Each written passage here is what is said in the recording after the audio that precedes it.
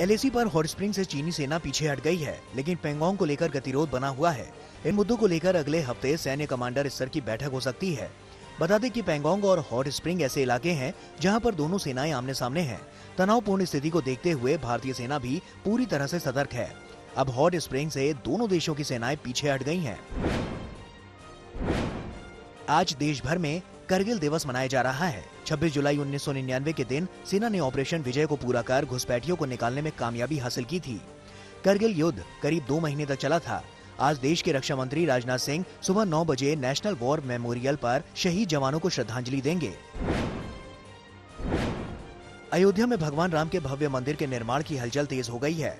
मंदिर के लिए पत्थरों को तराशने का काम तेज हो गया है। 5 अगस्त को प्रधानमंत्री नरेंद्र मोदी अयोध्या में भूमि पूजन करने पहुंचने वाले हैं, मगर पीएम के जाने से पहले राज्य के मुख्यमंत्री योगी आदित्यनाथ अयोध्या पहुंचे।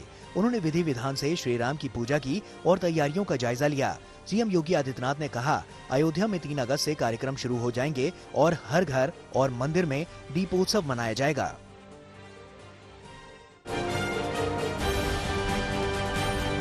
राजस्थान का सियासी खेल अब राज्यपाल के इर्द गिर्द घूम रहा है। सीएम अशोक गहलोत लगातार विधानसभा सत्र बुलाने पर अड़े हुए हैं। राजस्थान कैबिनेट ने एक बार फिर सत्र बुलाने को लेकर प्रस्ताव पारित किया। राज्यपाल और बीजेपी के खिलाफ कांग्रेस अब सड़कों पर पूरी तरह से उतरने की तैयारी में है।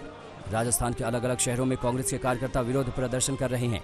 वहीं अब कांग्रेस देशव्यापी धरने का प्लान बना रही है, जिसमें हर राज्य के राजभवन के बाहर प्रदर्शन किया जाएगा और बीजेपी के खिलाफ लोकतंत्र की हत्या को मुद्दा बनाया जाएगा।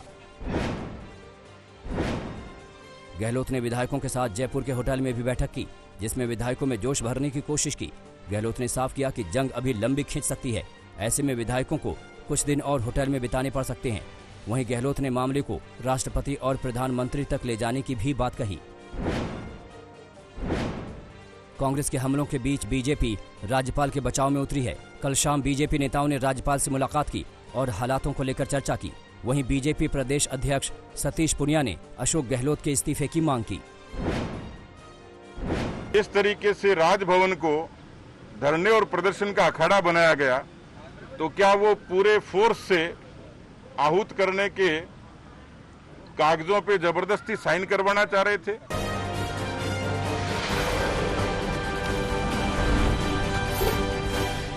कोरोना संक्रमित हुए मध्य प्रदेश के सीएम शिवराज सिंह चौहान की सेहत सामान्य है। अस्पताल की ओर से जारी हेल्थ बुलेटिन के मुताबिक शिवराज के सभी जरूरी टेस्ट कर लिए गए हैं और रिपोर्ट में कोई गड़बड़ी नहीं मिली। शिवराज सिंह को भोपाल के चिरायू अस्पताल में भर्ती कराया गया है। उन्होंने खुद ट्वीट कर अपने कोरोना पॉजिटिव होने की जानकारी दी थी।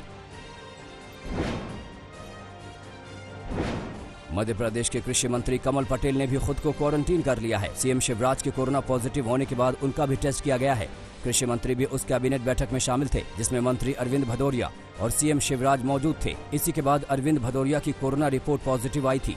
शिवराज सिंह ने खुद को पॉजिटिव होने के बाद अपने करीब आए लोगों को टेस्ट करवाने की नसीहत दी थी।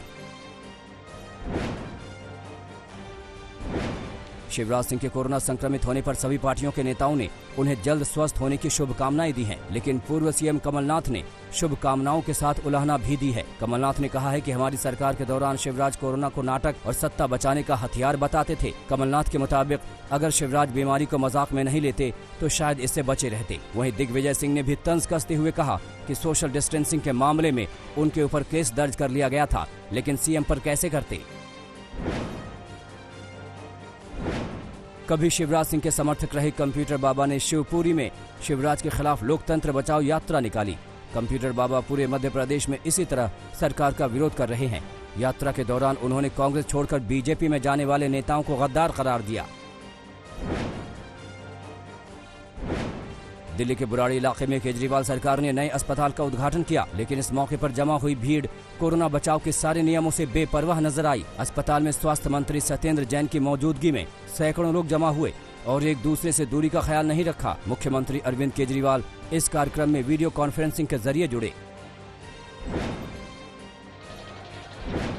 दिल्ली में नॉर्थ एमसीडी के मेयर ने जल भराव वाले इलाकों में पानी में खड़े होकर सीएम केजरीवाल के खिलाफ नारेबाजी की। मेयर का आरोप है कि केजरीवाल सरकार के इशारे पर उनके इलाके में काम नहीं हो रहे हैं। मेयर ने सीएम आवास के बाहर धरने पर बैठने की चेतावनी भी दी। महाराष्ट्र में कोरोना संक्रमण के आंकड़ों में शनिवार को मामूली गिरावट आई। पिछले कुछ दिनों से रोजाना करीब 10,000 नए मामले सामने आ रहे थे, लेकिन शनिवार को नए मरीजों की संख्या 9,251 रही। वहीं 24 घंटे में 257 कोरोना मरीजों की मौत हो गई। महाराष्ट्र में रिकवरी रेट करीब 57% है, जो राष्ट्रीय दर से कम है। उद्धव सरकार ने कोरोना संकट के दौर में स्कूली छात्रों को राहत देने का फैसला किया है। महाराष्ट्र शिक्षा बोर्ड ने पहली से 12वीं कक्षा तक के पाठ्यक्रम में 25% की कटौती कर दी है। वैसे तो देश भर के स्कूल फिलहाल बंद हैं, लेकिन ऑनलाइन क्लास के जरिए बच्चों का पाठ्यक्रम पूरा करने की कोशिश की जा रही है।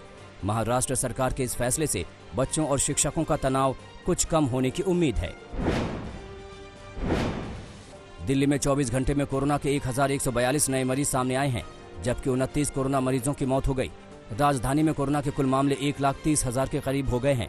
ताज़ा आंकड़ों के मुताबिक इस वक्त दिल्ली में 704 कंटेनमेंट जोन हैं। आंध्र प्रदेश में कोरोना संक्रमण ने तेजी से रफ्तार पकड़ ली है। शनिवार को प्रदेश में 7,813 नए मरीज सामने आए, जबकि 52 मरीजों ने दम तोड़ दिया। आंध्र प्रदेश में कुल मामले 88,000 से ज्यादा हो चुके हैं। आंध्र प्रदेश के अलावा दक्षिण भारत के बाकी राज्यों में भी कोरोना संक्रमण तेजी से बढ़ रहा है। तमिलनाडु में शनिवार को 6,988 नए मामले दर्ज हुए, जो अभी तक का सबसे बड़ा आंकड़ा है। शनिवार को तमिलनाडु में 89 कोरोना मरीजों की मौत हो गई। वहीं कर्नाटक में शनिवार को 5,000 से ज्यादा नए मरीज सामने आए। इनमें से सबसे ज्यादा 2,036 मरीज बेंगलुरु में आए। उत्तर प्रदेश में शनिवार को 2,984 नए कोरोना मरीज सामने आए। इनमें से 429 मामले लखनऊ के हैं, जो राजधानी के लिए अभी तक का सबसे बड़ा आंकड़ा है। सीएम योगी ने 27 जुलाई से यूपी में रोजाना 1 लाख टेस्ट करने के निर्देश दिए हैं। अभी तक उत्तर प्रदेश में रोजाना 50,000 टेस्ट हो रहे हैं।